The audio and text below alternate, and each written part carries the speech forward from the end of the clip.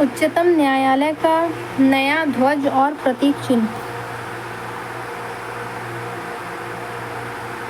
राष्ट्रपति ने उच्चतम न्यायालय के 75वें वर्ष के उपलक्ष्य में उसके नए ध्वज और प्रतीक चिन्ह का अनावरण किया।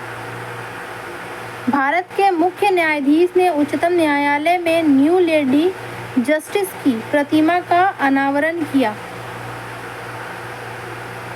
नया ध्वज नीले रंग का है और इसमें अशोक चक्र, उच्चतम न्यायालय का भवन और भारत का संविधान प्रमुखता के अंकित किया गया है।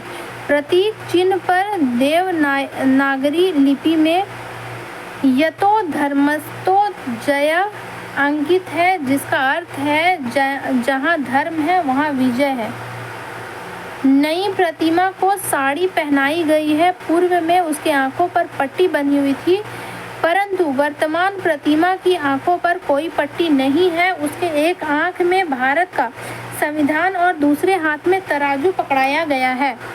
ऐतिहासिक पृष्ठभूमि न्याय की रोमन देवी जस्टिस से प्रेरित होकर पुनर्जागरण काल में निष्पक्षता के प्रतीक के रूप में आंखों पर पट्टी बांधने की प्रथा शुरू की गई थी, जो यह दर्शाता है कि न्यायालय को धन, शक्ति या दर्जे के प्रति अंधा होना चाहिए। औपनिवेशिक विरासत लेडी जस्टिस के प्रतीक को ब्रिटिश शासन के दौरान पेश किया गया था। नई प्रतिमा औपनिवेशिक प्रतीकों को समाप्त कर समान न्याय सुनिश्चित करने का प्रयास करती है, जो भारत की स्वतंत्रता और परंपराओं को दर्शाती है।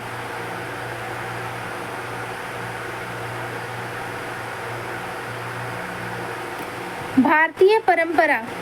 साड़ी भारतीय परंपराओं का प्रतिनिधित्व करती है, जबकि खुली आंखें इस बात पर जोर देती है कि कानून को सामाजिक असमानताओं को समझना चाहिए, जो उनका समाधान करना चाहिए। विशेष रूप से हाशिए पर रह रहे समूहों के लिए इसे न्यायप्रिय होना चाहिए।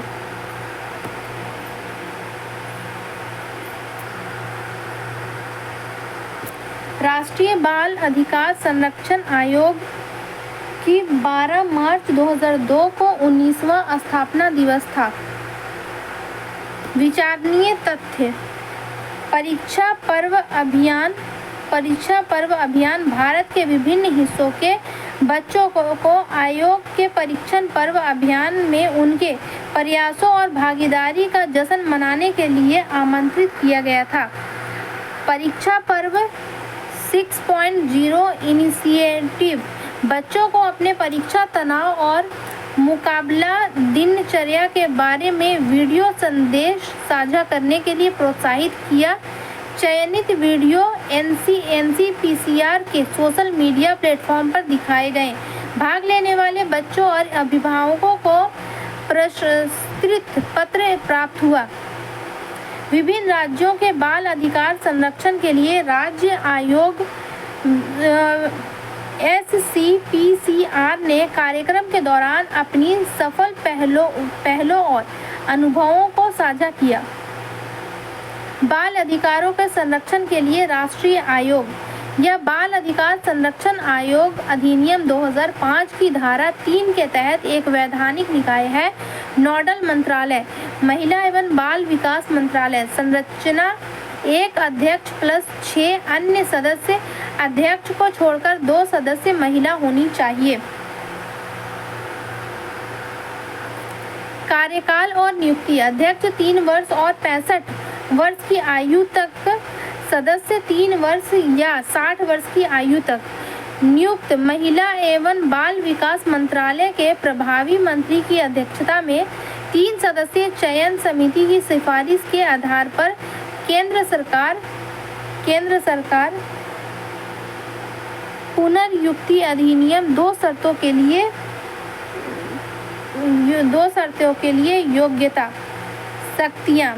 CPCR अधिनियम 2005 के तहत मामलों की जांच करते समय सिविल प्रक्रिया संहिता 1908 के तहत सिविल कोड की सभी शक्तियां हैं। भारत माला परियोजना। रुक जा देंगे। भारतमाला परियोजना के पहले चरण की समय सीमा 6 वर्ष बढ़ाकर वित्तीय वर्ष 2027-28 कर दी गई है।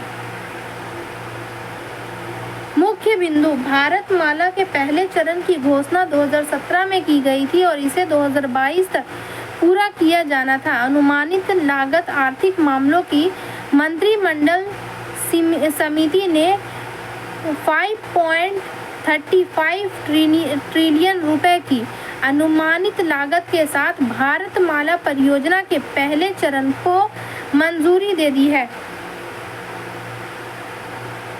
भारतमाला परियोजना के बारे में: यह एक केंद्र द्वारा वित्तीय पोषित सड़क और राज्य मार्ग विकास परियोजना है जिसे पूरे भारत में 2 चरणों में लागू करने की परिकल्पना की गई है। इसका उद्देश्य सीमावर्ती क्षेत्रों, तटीय सड़कों और प्रमुख एवं गैर प्रमुख बंदरगाहों के बीच सड़क संपर्क विकसित करना है। पहले चरण में आर्थिक गलियारे, फीडर रोड और एक्सप्रेस वे विकसित करने पर ध्यान केंद्रित किया गया। यह 74,942 किलोमीटर की कुल लंबाई में से 34,800 किलोमीटर क्षेत्र को कवर करता है। नोडल मंत्रालय: सड़क परिवहन और राज्य मार्ग मंत्रालय।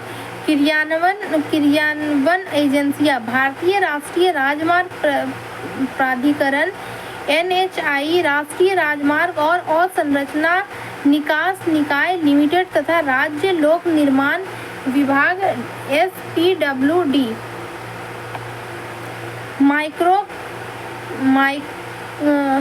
माइटोकॉन्ड्रियल रोग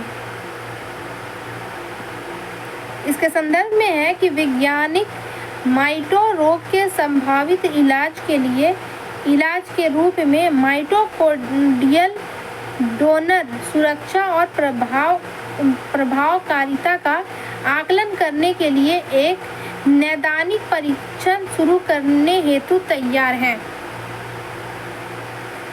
माइटोकॉन्ड्रियल रोग: माइटो के बारे में: माइटोकॉन्ड्रियल रोग माइटोकॉन्ड्रिया को ऊर्जा उत्पन्न करने की क्षमता को प्रभावित करता है जिससे संभावित रूप से अंग निष्क्रियता हो जाती है, यानी कि ऑर्गन फेलियर। इसके 2 प्रकार हैं: नाभिकीय DNA दोषपूर्ण नाभिकीय जीन के माध्यम से माता पिता में से किसी एक आनुवंशिक रूप में मिलता है। माइटोकॉन्ड्रियल DNA दोषपूर्ण माइटोकॉन्ड्रियल DNA के रूप में माता से आनुवंशिक रूप से मिलता है। लगभग 5,000 में से एक व्यक्ति आनुवंशिक माइटोकॉन्ड्रियल रोग से पीड़ित है जिसके लक्षणों के अभाव के कारण इसका उपचार सही रूप से नहीं हो पाया है, निदान हो जाता है और इसकी व्यापकता का कम आकलन होता है। माइटोकॉन्ड्रियल नोडर के बारे में: यह एक नवीन IVF तकनीक है जो दोषपूर्ण माइटोकॉन्ड्रियल DNA वाले व्यक्तियों को दोषपूर्ण DNA को आगे बढ़ाए बिना आनुवंशिक रूप से संशोधित बच्चे पैदा करने में सहयोग करता है। इस प्रक्रिया में दोषपूर्ण माइटोकॉन्ड्रियल DNA वाले अंडाणु से नाभिकीय DNA को अलग करना, उसे स्वस्थ माइटोकॉन्ड्रिया वाले डोनर अंडाणु में स्थानांतरित करना तथा माता पिता के नाभिकीय DNA को डोनर के स्वस्थ माइटोकॉन्ड्रिया के साथ संयोजित करने के लिए शुक्राणु से निषेचन करना शामिल है। अल्ट्रासाउंड निर्देशित शल्य सर्जिकल प्रक्रिया का उपयोग करके अंडाणु एकत्रित किए जाते हैं।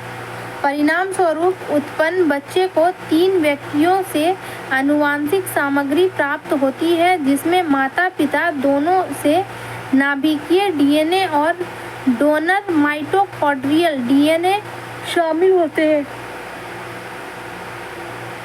जिसमें माइटोकॉन्ड्रियल रोग का जोखिम व्यापक सीमा तक कम हो जाता है या समाप्त हो जाता है।